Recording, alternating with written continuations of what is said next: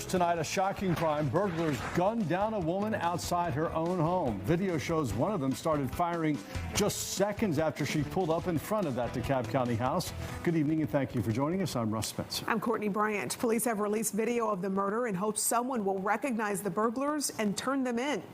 Fox 5's Tyler Fingert has been following the story all day and joins us now with details of this developing story. Tyler? Yeah, Courtney, good evening to you. Police say the woman was shot and killed after confronting burglars outside of her DeKalb County home. Take a look. You can see what appears to be tire markings on the ground right there that lead to the front yard. Investigators say the woman popped the curb and drove onto her lawn where she was shot.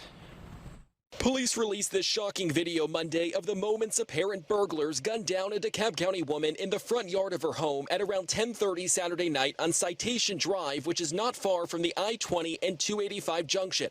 A neighbor heard it all unfold. It was gunshots, clearly. Rapid gunshots. Like that. And screeching in the car. DeKalb County police say the victim, identified as 36-year-old Anna Scott, may have seen 3 suspects on her doorbell camera trying to break into her home before confronting them. You can see one of the suspects is armed with what appears to be a crowbar and another with a gun. The video shows the moment she pulled up on them with her Jeep and the suspect shooting her while she was still in her vehicle. Police found her Jeep with multiple bullet holes in it. That's very shocking because this is a quiet neighborhood and nobody hardly getting in any trouble around here, so I don't understand. A neighbor's doorbell camera captured this video of him going outside to try and assist the wounded woman who was calling for help. Medics rushed Scott to the hospital where she died. A neighbor who knew her said she was a beautiful soul. I'm just so sorry to hear about her passing away. I'm so sorry to hear about that. DeKalb police say it's releasing the video and this picture in hopes someone can help turn the 3 suspects in. If you know anything, call DeKalb County Police. They should find them as quick as possible. As quick as possible. You know, for somebody to just kill an innocent person. A relative came to the scene this afternoon. They didn't want to talk on camera, but tell me that they are shocked and still trying to process what happened. We are live in DeKalb County tonight. Tyler Fingert, Fox 5 News. Tyler, thanks. In Gwinnett County, police say a homeowner shot and killed a suspected burglar. Officers say the suspect broke into the home on Red Bark Court near Lawrenceville, and the people inside immediately confronted him. Police arrived while the suspect was still inside, but as they entered the home, they say the homeowner shot and killed the suspect. The Drug Enforcement Agency is celebrating a huge drug bust during which it seized about 1,000 pounds of methamphetamine in DeKalb County. They also arrested 5 people who federal authorities say are all members of a Mexican drug cartel. Fox 5's Eric Mock joins us now live from outside DEA headquarters in Atlanta. Eric, put this all into perspective. What does this bust mean? Yeah, it is a very large bust. They tell me that the street value could be upwards of $5 million of this much meth. But they did say that it sometimes seems like just a drop in the bucket of how much is out there in Metro Atlanta. And again, yes, it was 1,000 pounds of meth in total they seized from 2 different locations here in DeKalb County. One was a home that they said was in Stone Mountain, and the other was an apartment, which they said is just a few miles away from the DEA headquarters here. Now, they said these were stash houses for the Jalisco New Generation, or CJNG cartel. That's out of Mexico. They said only Inner Circle cartel members would have had access to these stash houses. And inside, they actually found children younger than 10 years old at both locations. They said the cartels actually do this to make it seem like it's just a normal family living at these homes. Now, they describe this cartel in particular as violent and murderous. They said it's an up-and-coming one that's actually taking a lot of power in Mexico right now. And out of these 5 cartel members they arrested, 4 were illegal migrants from Mexico. We spoke with Special Agent in charge of the Atlanta Division of the DEA, Robert Murphy, and he explains why this cartel and others are so active here in Atlanta.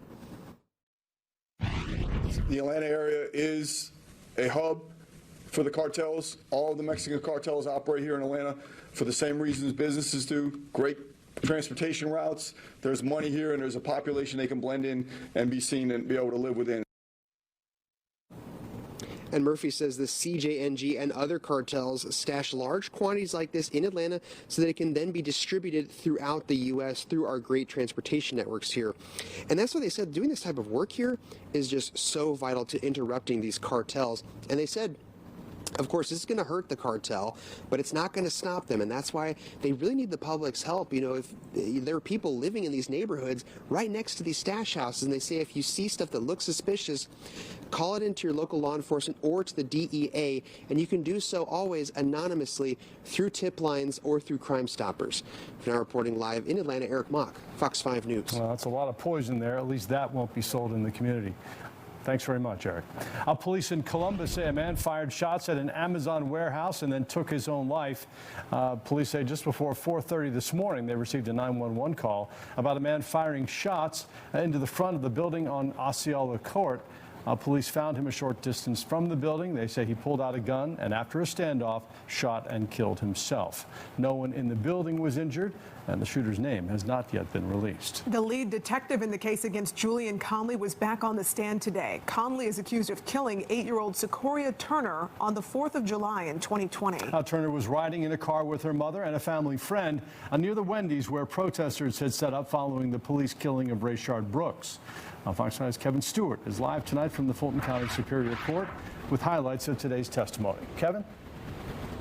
It was a long day for the detective. This morning, he tried to use surveillance video to put the suspect at the scene of the crime just before the crime happened, and then that's when the defense got its crack.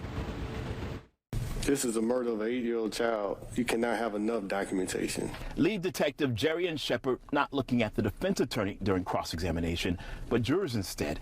This was a lengthy back and forth. What was allegedly said? That is incorrect. A wrestling match over evidence and documentation. What you just put on the table, ma'am, that's just a lead supplement. That is not the entire case file.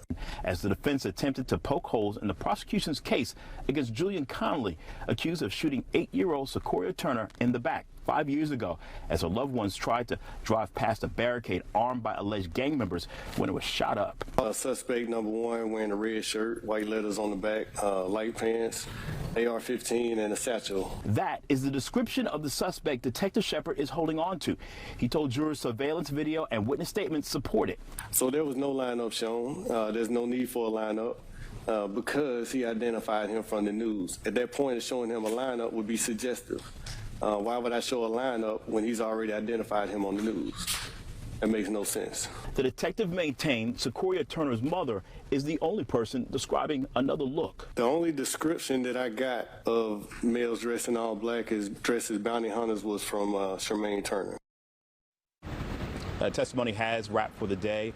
Testimony will resume tomorrow morning. Reporting live downtown, Kevin Stewart, Fox 5 News. Kevin, thanks. In Gwinnett County, firefighters had to rush into a burning home to save someone who was trapped inside. They climbed up to the 2nd floor and pulled the person through a window to safety. That person and 2 others were taken to local hospitals. The fire happened early yesterday morning at a home on Overlook Pathway. It took firefighters about 30 minutes to get the flames under control. No word on what started the fire.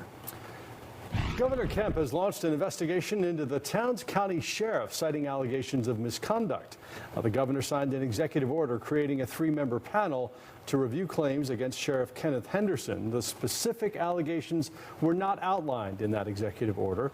Attorney General Chris Carr, along with the Coweta and Newton counties, are listed panel members.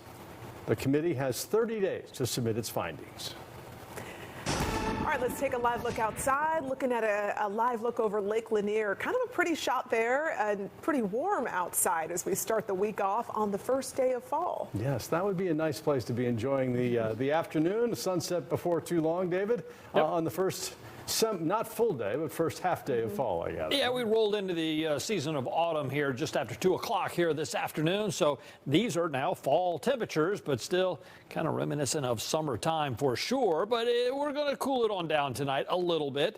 It won't have that summer heat and humidity chasing us into the overnight hours. We're in the 80s just about everywhere you look, got upper 70s there toward Blairsville. Been monitoring Fox 5 Live Viper, trying to find a pop-up shower, not having a lot of success in our area, but next door, a little bit there in northern Alabama, a little bit more in northeastern Mississippi. Those aren't coming our way, though, but we do see an increased risk in here long about Thursday. So that's some good news with some beneficial rainfall over the horizon. Out of the 80s on into the 70s tonight. So a very slow cool down with that sun setting at 7:34. And I do think by morning we'll reach the 60s, but only the upper 60s here in town, mid 60s out there in the suburbs, and then highs tomorrow.